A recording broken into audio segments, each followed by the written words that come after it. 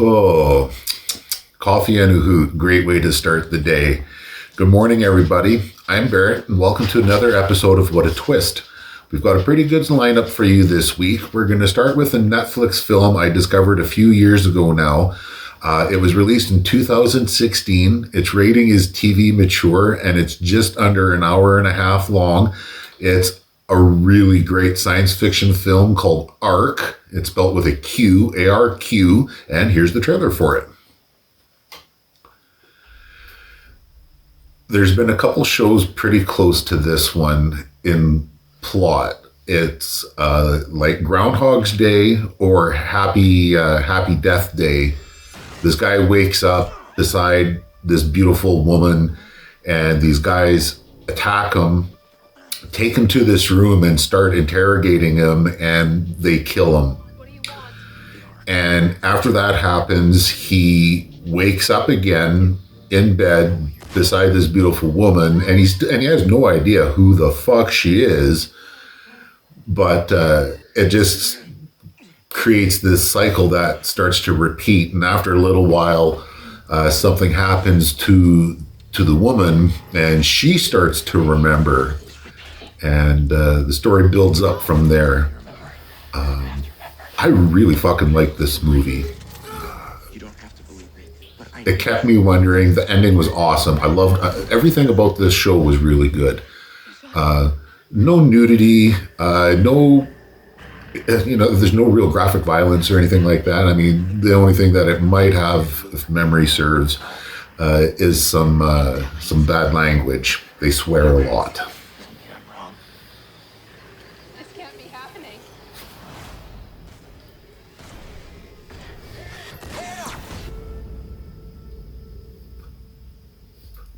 Yeah, 2016. So the movie's almost 6 years old now, but it's really, really good. And I've been looking forward to talking about it for a little while. Hopefully the trailer caught your attention. And if it looks like something that you might be willing to try, I couldn't recommend it enough. I really liked it, and I think you should give it a shot. This next one is on Netflix now. If I'm not mistaken, it didn't start off on Netflix. But then when the show ran its course, they picked it up and made more seasons of it.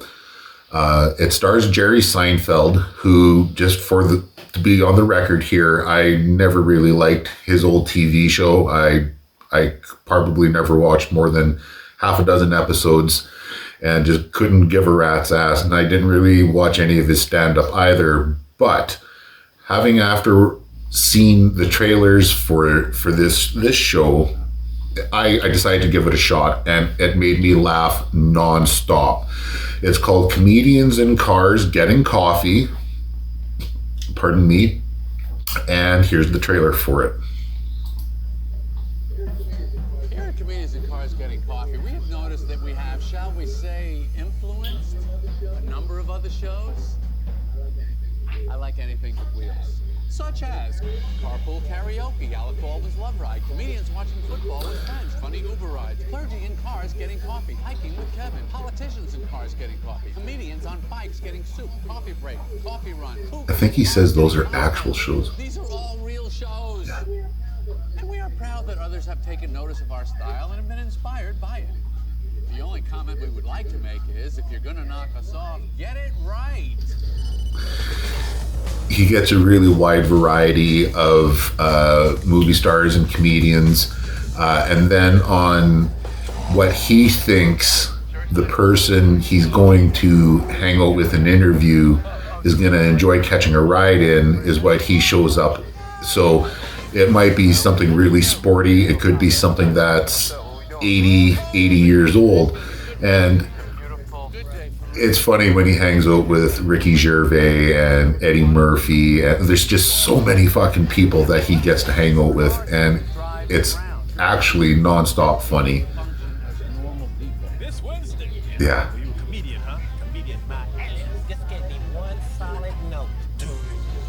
used to rail against comedians because they weren't as wild and dangerous as he was, because he sucked.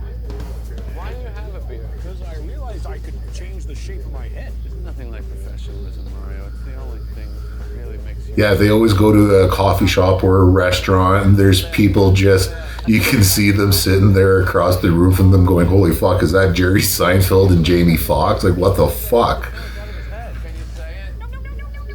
We have the meat. Oh, we're really just eating. Yeah. I'm not saying anything entertaining. Yeah, it's a really laid back show. You'll get a lot of laughs. I would highly recommend it. It's it's really good. Yeah, sorry, I just keep on getting distracted and I'm watching this. Once you're on it, you want to stay I don't know, I'd probably fucking crack my skull open if I was riding one of those things.